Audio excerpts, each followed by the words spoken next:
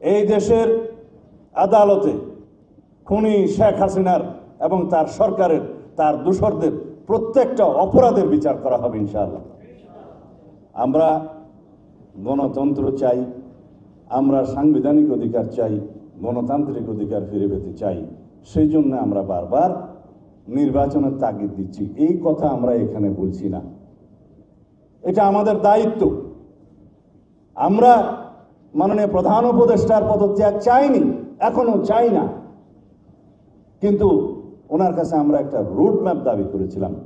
এখন বিভিন্নভাবে আমরা শুনতে পাচ্ছি বিভিন্ন রকমের চক্রান্তের মধ্য দিয়ে এই সরকারকে বিভিন্নভাবে ভুল বোঝানো হচ্ছে যে আপনার সরকারকে কাজ করতে দেওয়া হচ্ছে না। সঠিক নয়।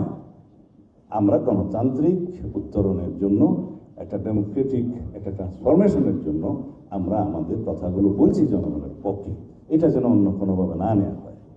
আমরা বলেছি এই দেশের সেনাবাহিনীকে যেন বিতর্কিত না করা হয়।